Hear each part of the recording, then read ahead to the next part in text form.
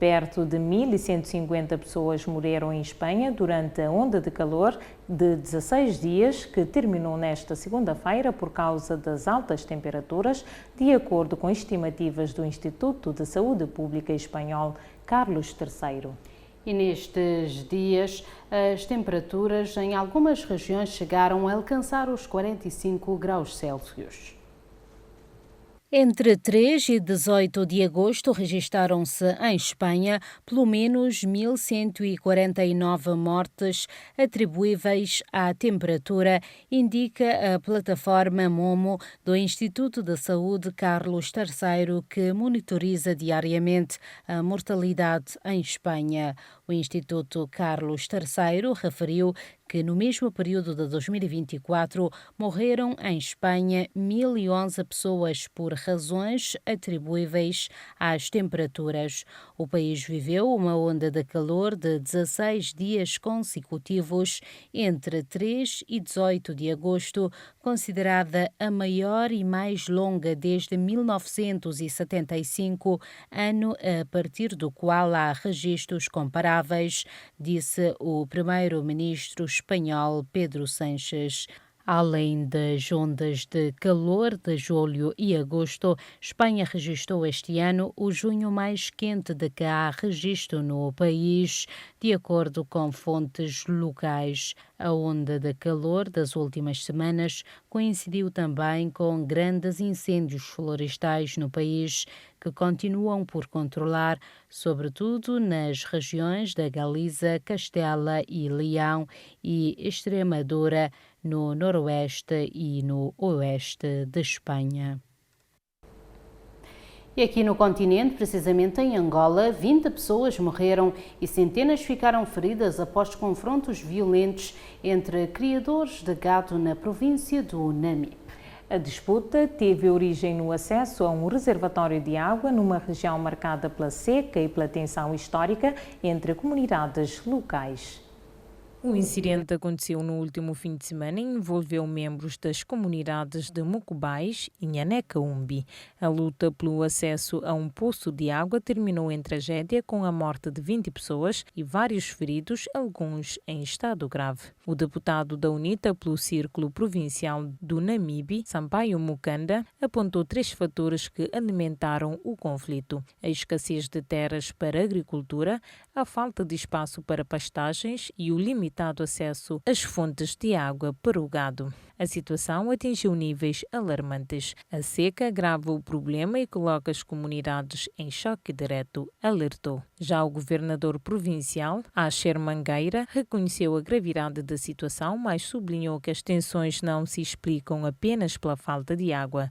Segundo o governante, trata-se de um problema histórico de rivalidades antigas entre grupos nómadas da região de Camucuio e Cacimbas. Há tradições enraizadas que datam de séculos e que impedem a convivência pacífica. Não é apenas a represa, mas uma disputa interditária entre os dois povos, afirmou. Mangueira anunciou ainda a reabilitação de 43 pequenas represas e barragens nos 2 municípios, como parte de uma estratégia para reduzir o impacto da seca e evitar novos confrontos. O conflito pelo acesso à água e à terra no Namibe repete-se há décadas, revelando as fragilidades de uma região onde a escassez de recursos naturais se cruza com questões étnicas profundas. A junta militar de Mianmar fechou um importante ponto de passagem com a Tailândia, numa medida destinada a cortar o financiamento de grupos rebeldes. O encerramento coincide com o anúncio de eleições legislativas para dezembro, que a oposição promete sabotar. Segundo o porta-voz das Forças Militares de Proteção das Fronteiras, a ponte de Miaude encontra-se fechada para veículos comerciais desde segunda-feira. Trata-se da principal ligação entre Mianmar e a Tailândia, por onde passam mensalmente mais de 120 milhões de dólares em trocas comerciais, de acordo com a alfândega tailandesa. A decisão surge num contexto de forte instabilidade.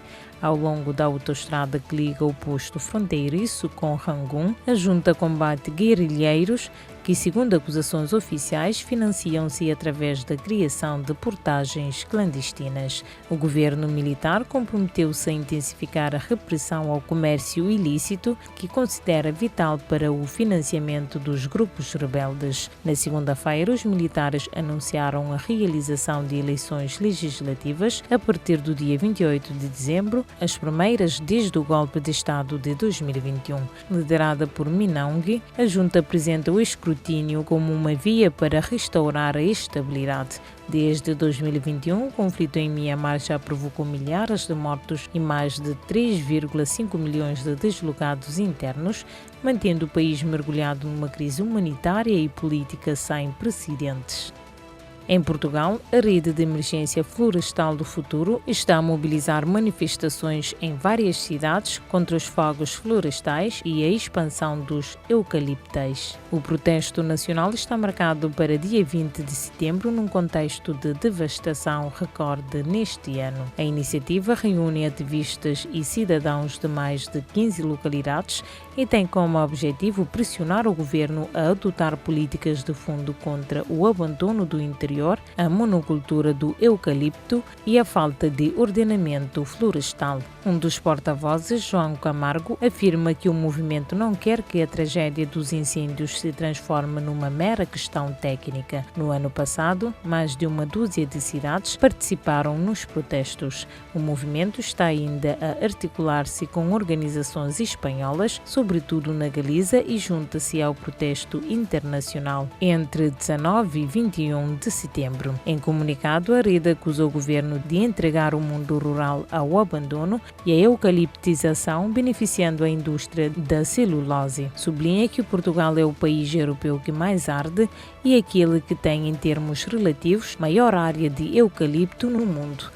A Suíça abriu a porta para garantir imunidade ao presidente russo Vladimir Putin, caso este aceitar participar numa conferência da paz no país. A posição surge mesmo perante ao mandado de detenção emitido pelo Tribunal Penal Internacional. O anúncio foi feito pelo ministro dos Negócios Estrangeiros durante uma conferência de imprensa em Berna, ao lado do seu homólogo italiano Antonio Tajani. Segundo o governante, a imunidade só seria válida no contexto de uma conferência de paz e não em deslocações pessoais. Recorde-se que em 2023 o Tribunal Penal Internacional emitiu um mandado de captura contra Vladimir Putin, acusando-o do alegado rapto e deportação de crianças ucranianas para o território russo. As declarações do ministro dos Negócios Estrangeiros chegam um dia depois do encontro em Washington entre o presidente dos Estados Unidos, Donald Trump, e o seu homólogo ucraniano Volodymyr Zelensky, no momento em que os líderes da União Europeia se prepararam para avaliar os avanços da diplomacia internacional em torno do conflito.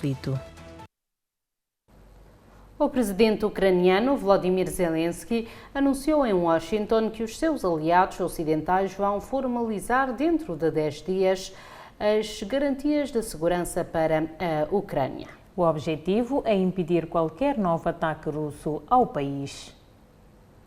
As reuniões em Washington giraram em torno das garantias de segurança que devem ser fornecidas à Ucrânia pelos seus aliados do velho continente, em coordenação com os Estados Unidos. Zelensky disse que está pronto para uma reunião bilateral com Putin para pôr fim à invasão russa do seu país, que já dura há mais de 3 anos. O presidente finlandês, que esteve presente no encontro, manifestou dúvidas de que Putin esteja disponível para a sequência de reuniões que se anunciou no final do encontro na Casa Branca. Já o presidente francês afirmou que uma das garantias de segurança para a Ucrânia a acompanhar qualquer acordo de paz com a Rússia deverá ser um exército ucraniano suficientemente robusto para impedir novos ataques de Moscovo. Segundo Donald Trump, Vladimir Putin estará disposto a aceitar tais garantias de segurança.